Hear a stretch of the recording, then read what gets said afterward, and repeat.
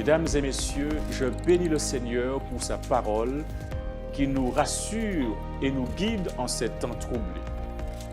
Puisse Dieu vous combler de ses riches bénédictions et puissiez-vous tirer profit de ces enseignements afin de vous préparer ainsi que vos familles pour la venue de Jésus. Chacun se souvient des pluies diluviennes qui se sont abattues sur la Martinique en octobre 2019, inondant la commune de Rivière-Pilote, où en 24 heures, il y est tombé l'équivalent de 3 semaines de précipitations. Chacun se souvient des pluies diluviennes qui se sont abattues sur les Antilles du 6 au 15 novembre 2020. Des intempéries d'une rare violence frappant la Guadeloupe et le nord de la Martinique, causant de nombreux dégâts. Avec 55 000 personnes privées d'eau potable, au point où un planning de restriction d'eau potable sur l'ensemble de la Martinique fut mis en place pour pallier l'insuffisance de ressources en eau. À l'inverse du planning de restriction d'eau potable, afin de pallier l'insuffisance des ressources en eau, Dieu a prévu pour les derniers temps de déverser une abondante pluie afin de rafraîchir nos âmes. Le sujet d'aujourd'hui, une pluie de bénédiction pour toi. Ça, c'est le travail du Saint-Esprit. En effet, l'œuvre de l'Esprit est liée à la pluie. Nous lisons une déclaration du prophète Joël au chapitre 2, au verset 23, où il nous dit « Il vous donnera la pluie en son temps, il enverra la pluie de la première et de l'arrière-saison comme autrefois. » Pour vous permettre de comprendre cela, je vous invite à vous immerger dans le cycle pluvieux en rapport au semail en Orient. En Orient, la première pluie tombe au moment des semailles. Elle est nécessaire afin que la semaille puisse germer. Sous l'influence des pluies fertilisantes, les tendres pousses sortent du sol. La pluie de l'arrière-saison, qui tombe vers la fin de la saison, fait mûrir le grain et le prépare pour la moisson. Le Seigneur utilise ces phénomènes naturels pour illustrer l'œuvre de l'Esprit. De même que la rosée et la pluie sont données d'abord pour permettre à la germination de la semence, puis pour mûrir la moisson, le Saint-Esprit est accordé pour mener à bonne fin, d'étape en étape, le processus de la croissance spirituelle. La maturation du grain symbolise l'achèvement de l'œuvre de la grâce de Dieu en nous qui croyons. L'image morale de Dieu doit être parfaite dans notre caractère et cela ne peut se faire que par la puissance du Saint-Esprit. Cela est très important parce que nous sommes appelés à être transformés à la ressemblance du Christ. La pluie de l'arrière-saison qui mûrit la moisson du monde représente la grâce spirituelle qui prépare les fidèles croyants à Dieu et à sa parole, à la venue du Fils de l'homme. Mais à moins que la première pluie ne soit tombée, la semence demeurera sans vie. Ça veut dire que la jeune pousse verte ne se lèvera pas. Si les premières averses n'ont pas accompli leur œuvre, la pluie de l'arrière-saison ne peut amener aucune semence à la perfection. Lorsque nous parlons de la pluie ici, il y a une application historique à l'ensemble de l'Église. Et nous considérons ce qui s'est passé lors de la première pluie de la Pentecôte en l'an 31. Eh bien, les disciples obéirent à l'ordre du Christ. Ils attendirent à Jérusalem la promesse du Père, c'est-à-dire l'effusion du Saint-Esprit. Ils n'attendaient pas dans la paresse, parce que Luc chapitre 24, verset 53 nous apprend qu'ils étaient continuellement dans le temple, louant et bénissant Dieu. Dieu veut bénir son Église. Dieu veut vous bénir, mesdames et messieurs. Et tandis que les disciples attendaient l'accomplissement de la promesse, ils humiliaient leur cœur dans la vraie repentance. Ils confessaient leur incrédulité. Ils priaient avec une intense ferveur afin d'être rendus aptes à rencontrer les hommes et à prononcer quotidiennement les paroles qui conduiraient les pécheurs au Christ. Ils laissèrent de côté toutes leurs différences, leurs désirs de domination. Ils se rapprochèrent les uns des autres dans l'amitié chrétienne. Amen. C'est après que les disciples furent parvenus à l'unité parfaite lorsqu'ils ne briguaient plus la première place que le Saint-Esprit leur fut accordé. L'effusion du Saint-Esprit au jour des apôtres était le commencement de la première pluie et le résultat en fut glorieux. Et la bonne nouvelle, c'est que jusqu'à la fin des temps, la présence du Saint-Esprit accompagnera la véritable Église. Amen. Posons la question maintenant. Quelles furent les conséquences de la première pluie à la Pentecôte? Sous l'influence de l'Esprit, des paroles de repentance et de confession se mêlaient au chant de reconnaissance pour le pardon des péchés. Des milliers d'âmes se convertissaient en un seul jour. Le Saint-Esprit les rendit capables de parler avec aisance des langues qu'ils ignoraient auparavant. Le Saint-Esprit accomplit pour eux ce qu'ils n'auraient pu accomplir par eux-mêmes durant toute une vie. Leur cœur débordait d'un tel enthousiasme, si plein, si profond, si rayonnant, qu'il les poussa à aller jusqu'aux extrémités de la terre afin de témoigner du pouvoir du Christ. Quel fut le résultat de l'effusion du Saint-Esprit au jour de la Pentecôte? Eh bien, la bonne nouvelle d'un Sauveur ressuscité fut portée jusqu'aux confins du monde. L'Église vit des convertis venir de tous les horizons. Ceux qui avaient apostasié se reconvertissaient. L'ambition des croyants était de révéler le caractère du Christ et de contribuer à l'extension de son royaume. Alléluia. Amis téléspectateurs, frères et sœurs, ne vous découragez pas. Peu importe ce qui se passe autour de vous, relevez la tête, car la promesse de la pluie de l'arrière-saison vous est faite pour les temps de la fin. Courage, mon frère, courage, ma sœur, courage, famille. Le Christ réserve une pluie de bénédiction pour toi et pour moi à la fin des temps de la fin. L'effusion de l'Esprit au jour des apôtres était la première pluie et le résultat en fut glorifié. L'effusion de l'Esprit au jour des apôtres était la première pluie et le résultat en fut glorieux. Mais la pluie de l'arrière-saison, tenez-vous bien, mais la pluie de l'arrière-saison, alléluia, mais la pluie de l'arrière-saison sera encore plus abondante, amen.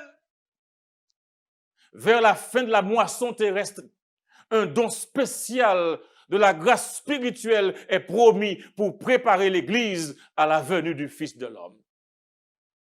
Cette effusion de l'Esprit est comparée à la pluie de l'arrière-saison.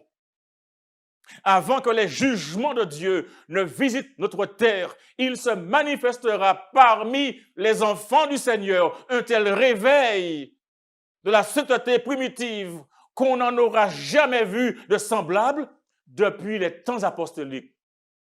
L'Esprit et la puissance de Dieu seront répandus sur ses enfants. Amen.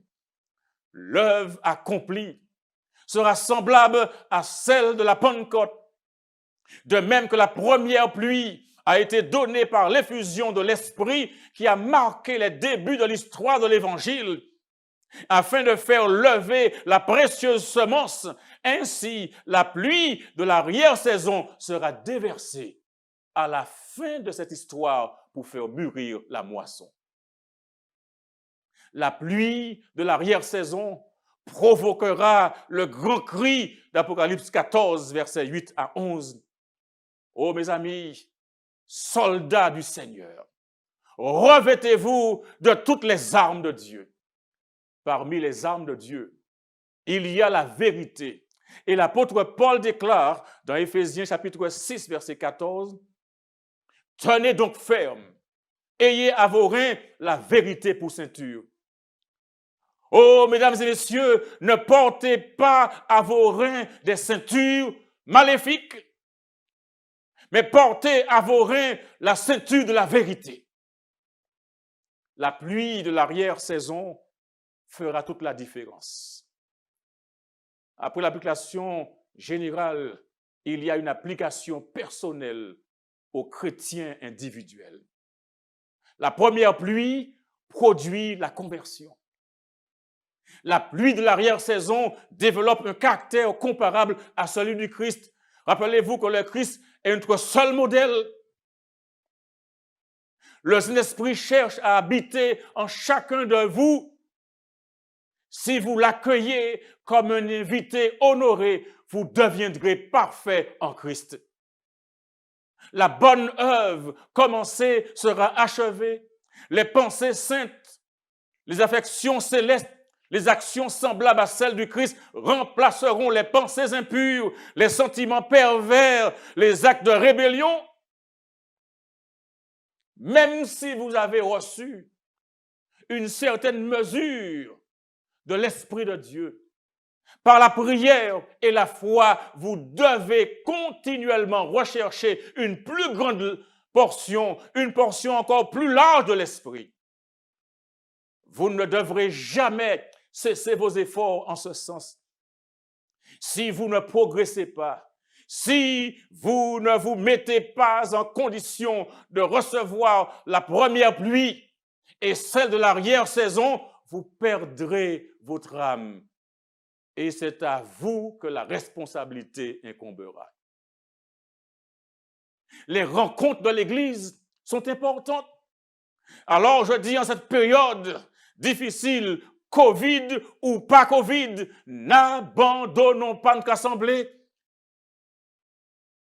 Comme c'est la coutume de quelques-uns. Mais Hébreux 10, verset 25 nous dit, mais exhortons-nous réciproquement. Et cela d'autant plus que nous voyons s'approcher le jour. Mes amis, le jour s'approche.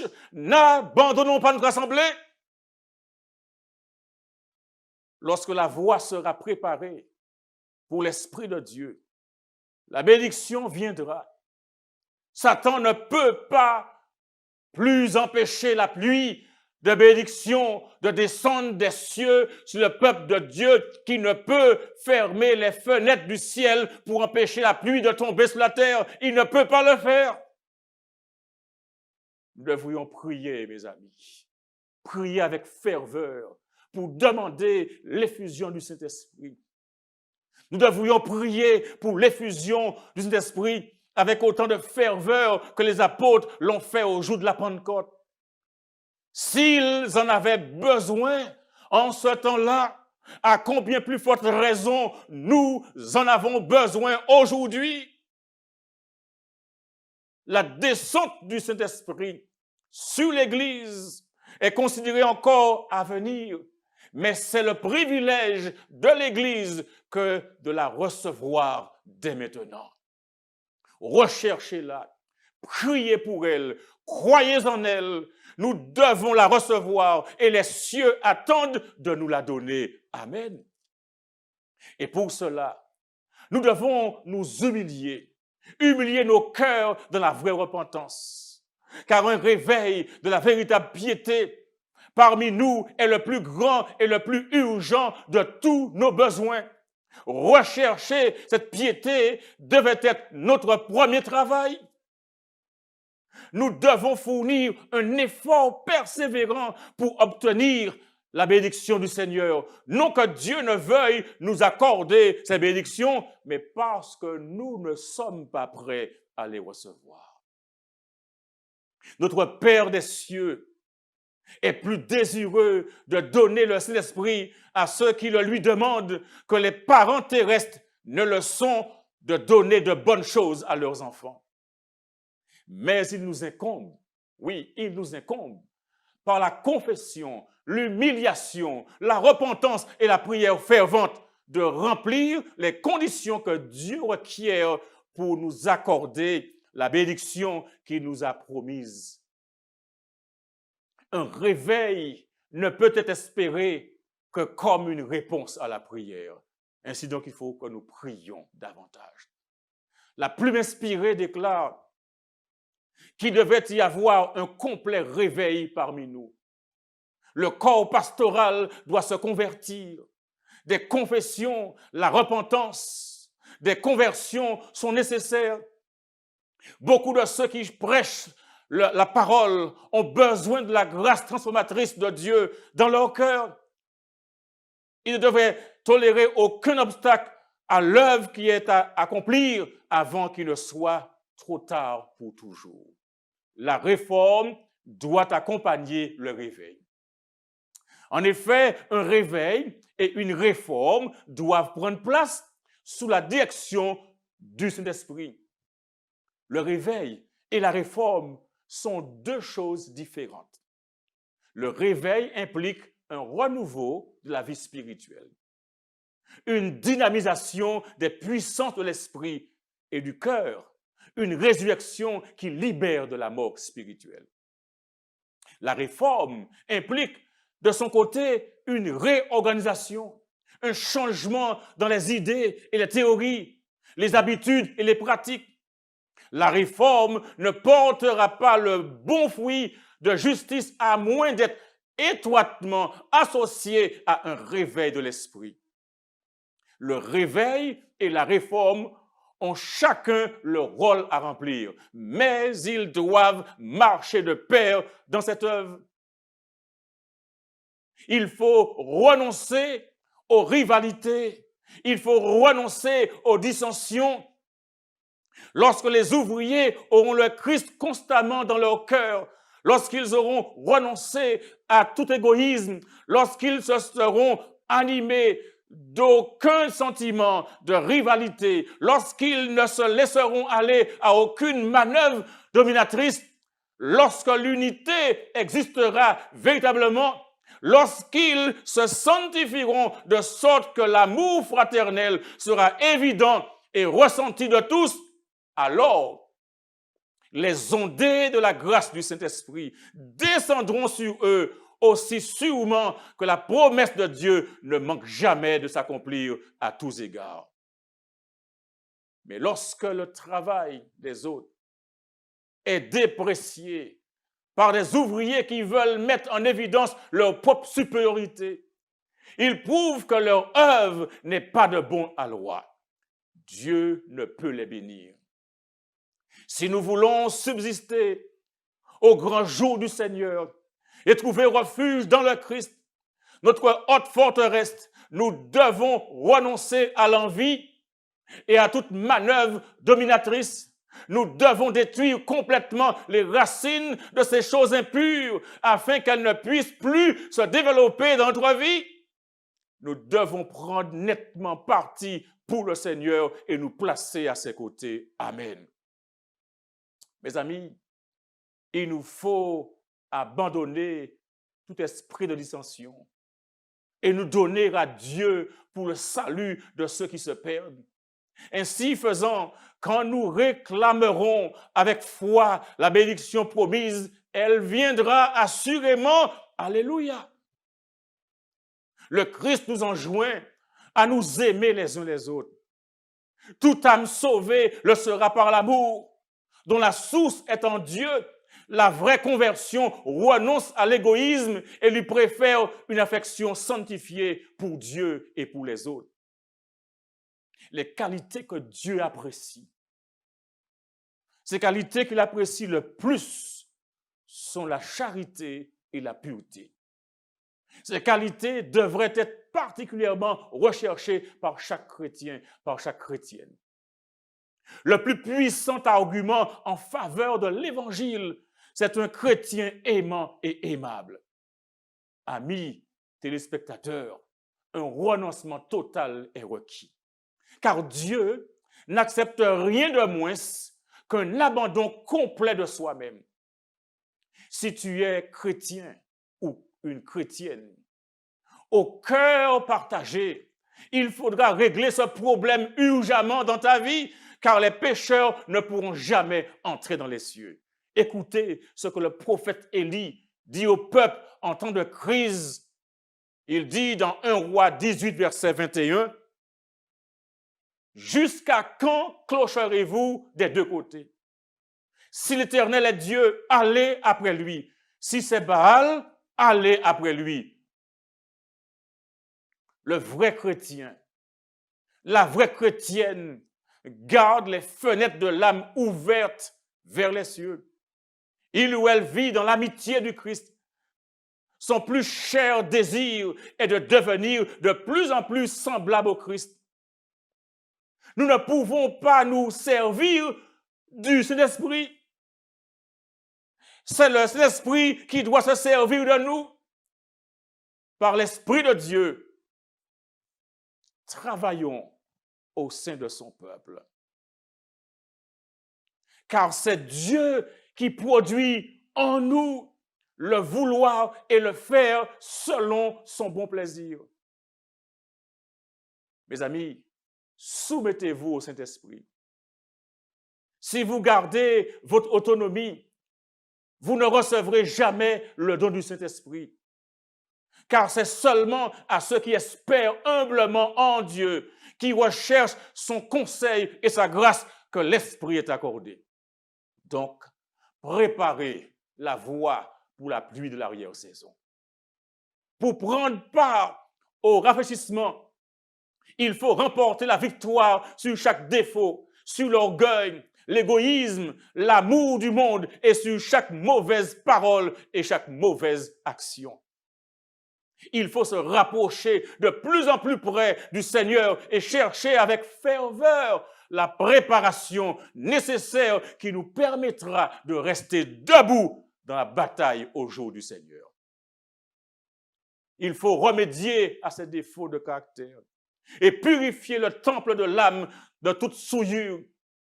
Alors, la pluie de l'arrière-saison tombera sur nous comme la première pluie est tombée sur les disciples au jour de la Pentecôte. Écoutez bien cela, mes amis. Il n'est rien que Satan redoute autant que l'action du peuple de Dieu qui prépare la voie en ôtant tout obstacle, en sorte que le Seigneur puisse déverser son esprit sur l'Église languissante. On peut résister à chaque tentation, chaque influence néfaste, qu'elle soit notoire ou secrète, ni par la puissance, ni par la force, mais, alléluia, par la puissance du Saint-Esprit, parce que le texte de Zacharie 4, verset 6 déclare, « C'est par mon esprit, dit l'Éternel des armées, que cela est possible. » La pluie de l'arrière-saison viendra. Amen. Et la bénédiction de Dieu emplira chaque âme purifiée de toute souillure. C'est notre tâche aujourd'hui de soumettre notre âme au Christ afin que nous soyons prêts pour le temps de rafraîchissement que le Seigneur nous enverra et prêts pour le baptême du Saint-Esprit. Mes amis, c'est l'heure de devenir des ouvriers actifs au service du Christ. La grande effusion du Saint-Esprit qui illumine toute la terre de sa gloire ne viendra pas tant que nous n'aurons pas un peuple illuminé qui sache par l'expérience ce que c'est d'être ouvrier avec Dieu. Gardez le vase propre et dirigez vers le haut. Tu n'as pas, mon ami, à te soucier de la pluie de l'arrière-saison. Tout ce que tu as à faire, écoutez bien, écoute-moi bien. Tu n'as pas à te soucier de la pluie de l'arrière-saison. Tout ce que tu as à faire, c'est de garder le vase propre, droit et prêt à recevoir la pluie céleste, sans cesser de prier. Permets que la pluie de l'arrière-saison vienne dans mon vase, doit être ta prière. Que la lumière de l'ange de gloire qui s'unit au troisième ange brille sur moi. Donne-moi une part dans cette œuvre, Seigneur. Permets-moi de faire entendre la proclamation. Permets-moi d'être un collaborateur avec toi. Oh Seigneur Jésus, prends la direction de ma vie. Certes, tous ne seront pas dans cette démarche. Certes, tous ne recevront pas la pluie de l'arrière-saison. Je reprends cela. Certes, tous ne recevront pas la pluie de l'arrière-saison. Et c'est pourquoi la question qui est posée, espérons-nous voir l'Église tout entière réveillée? La réponse est, ce temps ne viendra jamais. Il y a dans l'Église des personnes inconverties qui ne s'uniront pas à des prières ferventes et efficaces. Mais nous devons entrer dans l'œuvre individuellement. Nous devrions prier davantage et moins parler. Ainsi, ami, mets ta vie en accord avec la lumière que tu as connue et tu recevras une plus grande lumière. Fais des efforts décisifs. N'attends pas simplement que le Saint-Esprit te pousse à l'action, mais mets-toi en mouvement. Sinon, tu périras dans l'obscurité. Tu ne dois pas rester assis immobile et sans rien faire dans la cause de Dieu. Une pluie de bénédiction est pour toi, mais laisse-toi conduire par le Consolateur. Laisse-toi conduire par l'Esprit de vérité. Laisse-toi conduire dans toute la vérité. Laisse-toi être façonné. Laisse-toi transformer par le Christ. Ne sois pas nonchalant, mais dis Seigneur Jésus, prends ma vie, enlève de moi tout ce qui n'est pas de toi. Fais un nettoyage, une purification totale. Utilise-moi comme tu le veux, là où tu veux, et quand tu veux, et comme tu veux. Mais donne-moi l'appui de l'arrière-saison. Que le Seigneur vous bénisse et qu'il vous soutienne aujourd'hui et pour toujours. Amen.